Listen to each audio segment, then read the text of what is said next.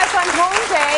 Great tips today if it is the first time you are buying your own space or even if you've been there for a while. Please welcome Kimberley Seldon, our designer right at the top of the show, looking amazing. What a good audience. They're so sweet. They're a great audience today. I never get over the Cityline viewers. Like, I love them. I want to invite them all over for dinner, but I don't cook, so you can't come. I'm sorry. I'll tell you where she lives. I'll do it. You know, this is what I love about how we're starting the show, is that so many of us watch these design and decor shows. Yes. And everything happens in 24 hours, right? Yes. Everything is redone, and there's a top to bottom renovation and decor. And honestly, most of us are not living that life. Right. So, which is why I refer to that stuff as house porn. yes. Not very realistic. It's not really, realistic. You want to have some money that, you know, you can go buy a 2-4 still and have a nice space.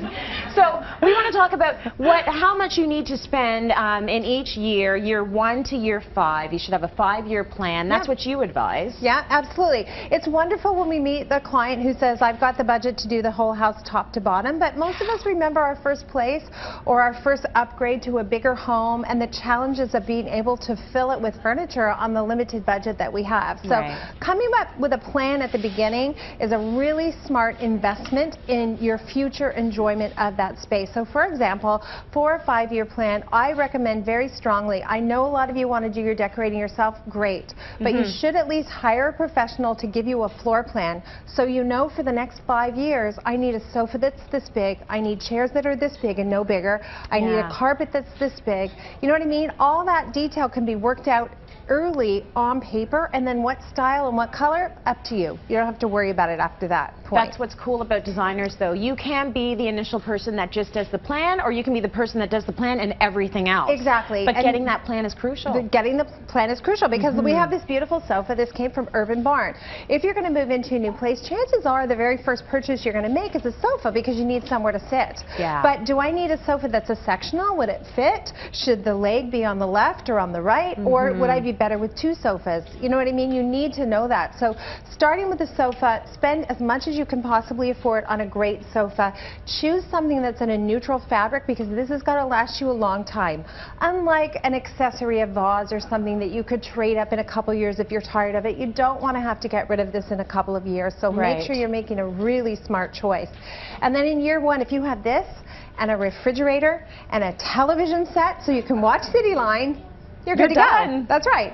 And my daughter just moved in with her fiance, and he plays, what do you call it, like Xbox or whatever? Yeah, like PlayStation. So the TV was really, really important. But you can stack it on orange crates. You don't have to buy a TV stand in year 1. Not important. Yeah. Year 2, then you start getting into things like a coffee table, a side table, a sofa table. And you buy them as you can afford them. You budget for them. But what's key is you already know exactly what size you need.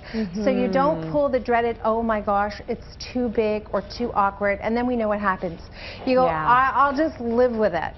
Like for the next 5-6 years, you're walking around something that's an eyesore that's making you uncomfortable. So getting that plan at the beginning is really critical. So big purchases, sofa and tables, that kind of stuff in years 1 and 2. What do you think of people who might go out and buy, like sometimes when I'm in a space and it's not done yet, I think to myself, I'm just going to buy this temporarily. Right. Is that a good idea? I think money is really hard to come by. I would much rather, and I grew up this way, we didn't grow up with a lot of money. You know, my mom worked, my dad worked, and we had to be careful with the clothes we got. My mom would say buy 2 really great outfits and you know, switch them around and they'll last you for 5 years versus going out and buying 10 outfits that are going to fall apart and get pills. And, I don't like this idea of disposable. So I would rather, and we had a 5-year, we had a 10-year plan. My husband came home from work one day and he said, he looked in our living room, there's no coffee table after living there for 10 years, and he said, I've noticed that all of our friends have coffee tables. You know? So you can be very happy living without a few things. It doesn't, you don't have to have it all today. Yeah, you don't have to have it all today. All right, let's bring Karen Seeley in. So we've talked about year 1 and year 2. We're going to talk about year 5 or year 3, 4, 5 a little bit later. Give Karen Seeley a big hand. Hey, honey. We kissed you, but you're too far away. That's okay.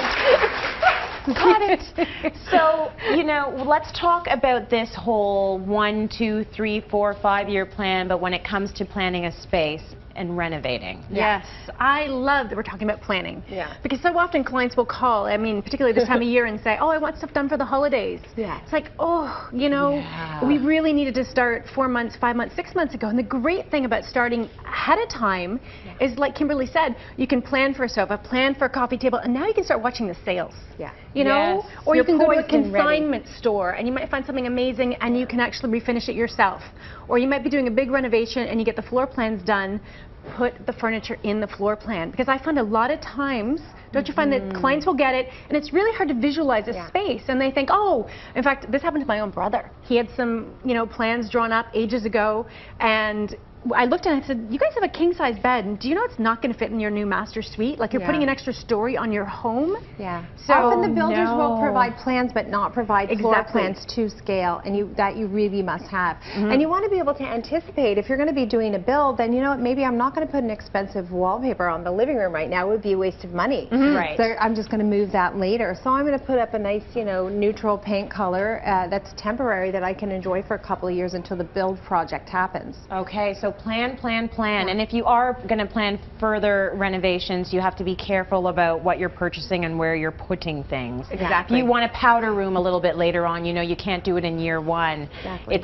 You have to plan for that, right? Well, and planning, sometimes you need a professional for the services part of it, like where's your plumbing stack, and for example, if we're going to put stairs in eventually, you know, we're probably going to want to stack the stairs over top of one another. So what's on that side of the house, and access for getting furniture in. For example, we've done a lot of basement renovations where it's really narrow stairs. Oh, yeah. And so we've taken big windows out, brought furniture in through the window before the new windows went in. Yeah. So that furniture's going with the house. That's right. you're I've building seen mattresses being hoisted up to third floors in houses in Toronto. And if you're building from scratch, I know, for example, our country house is our forever house. So we have it planned where an elevator would go in the event we need to add an elevator. We don't have an elevator now, that's but we don't have to smart. renovate. We moved 2 closets, we have an elevator chute. Right. So it's, you know, the planning on paper, it may seem expensive, but it's really the best value you can do. Well, now I want an elevator.